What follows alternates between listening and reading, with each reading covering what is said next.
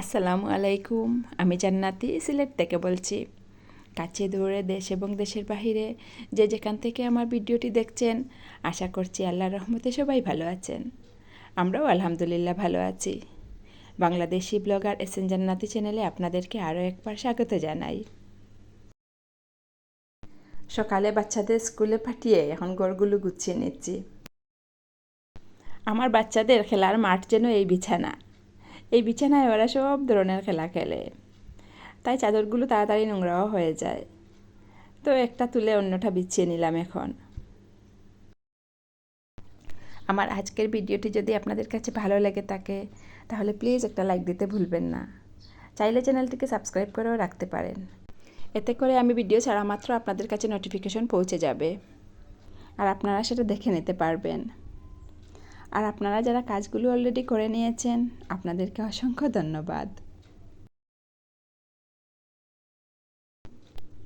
সময়টা এখন খুব ছোট, তাই তাড়াতাড়ি এই কাজগুলো না করলে সময়ের সাথে পেরে ওঠা যায় না। আর এই কাজগুলো তাড়াতাড়ি শেষ করে নিতে পারলে সারাদিন আর কোনো কাজই থাকে না। অনেকটা অবসর সময় পাওয়া যায় এবং অনেক কিছু করা যায়।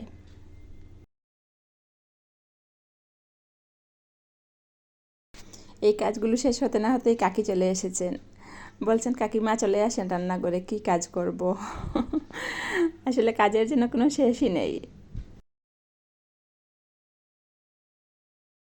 তো প্রথম কাজ হিসেবেই ওনাকে চাদরটা ধরিয়ে দিয়েছি। বলছি, এগুলো ভিজিয়ে ধুয়ে দাও, তারপর অন্যগুলো করবে।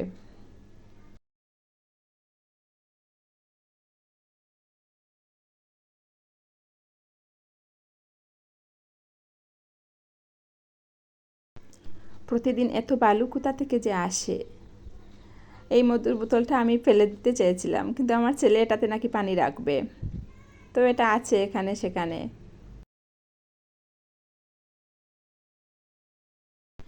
ঘর গোছানোর কাজ মোটামুটি শেষ। এখন ঘরটা ঝাড়ু দিয়ে নিলেই হবে। ওরা স্কুল থেকে আসার পর আবার খেলাধুলা করবে, আবার যখন ময়লা হবে তখন আবার পরিষ্কার করতে হবে। এভাবেই চলছে দিন, এবং চলবেও যতদিন ওরা বড় না হবে। আমার মনে হয় এভাবেই আমাদের থাকতে হবে।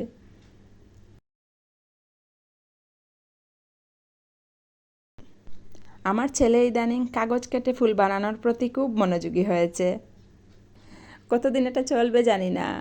প্রতিদিন গড়বর্তি কাগজ থাকে, কেটে কেটে ফুল বানায় আর রাখে।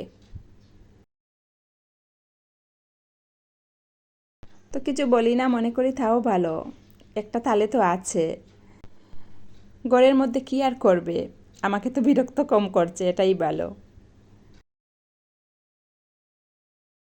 আর সত্যি কথা বলতে এতদিন এই দিনটারই অপেক্ষা করছিলাম, কখন ওরা একটু বড় হবে, কোনো কিছু দেখিয়ে দিলে এটা নিয়ে ব্যস্ত থাকতে পারবে।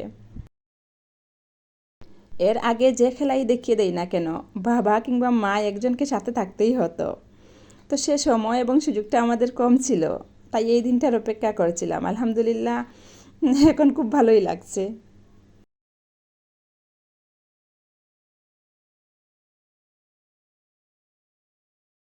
ঘর গোছানোর কাজ শেষ করে এখন চলে এসেছি রান্নাঘরে। কচুর লতিগুলো শুধু ভাজি করে নেব, মাঝে মাঝে এরকম খেতে খুব ভালো লাগে।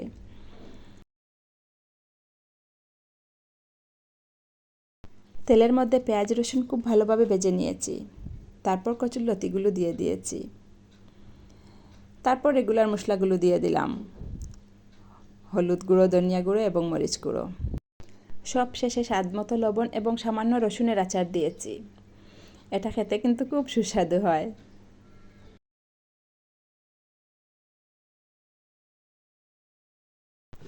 একটা জামায় কাজ করতে চাচ্ছি, তো কাজটা চাচ্ছি তাড়াতাড়ি যেতে হয়ে যায়, কিন্তু কিভাবে করব? সুই সুতা দিয়ে কাজ করলে অনেক সময় যাবে। তো কাপড় কেটে এখানে একটা ফুল বানিয়ে নিচ্ছি। ফুলটা বসিয়ে দিলে আমার অনেকটা জায়গা ভরাট হয়ে যাবে এই ভেবে এটা কাটছি। দেখা যাক শেষ পর্যন্ত কি হয়।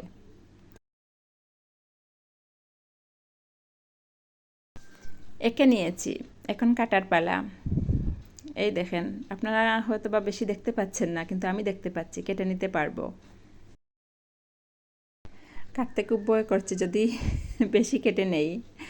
আলহামদুলিল্লাহ কেটে নিয়েছি, তারপরও ভয়ে ভয়ে।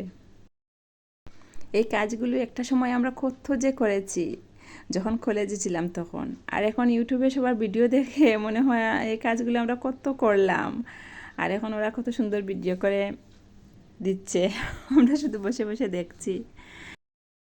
তাই হঠাৎ করে মন চাইলো কাজ করতে, ভাবলাম করে দেখি পারি কি না।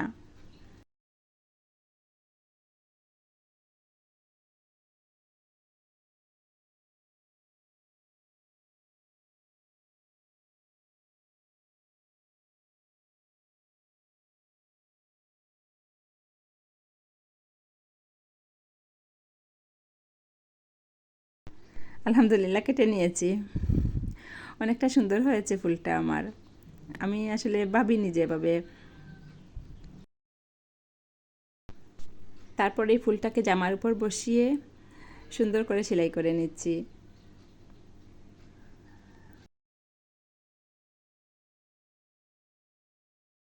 এই ফুলটা বসিয়ে দেওয়াতে কাজটা অনেকটা সহজ হয়ে গেছে।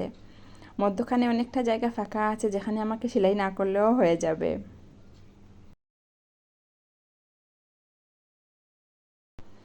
এই দেখেন আমার জামার পুরো কাজ।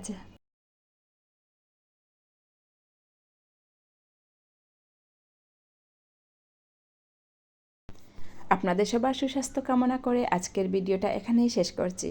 আল্লাহ হাফেজ, আসসালামু আলাইকুম।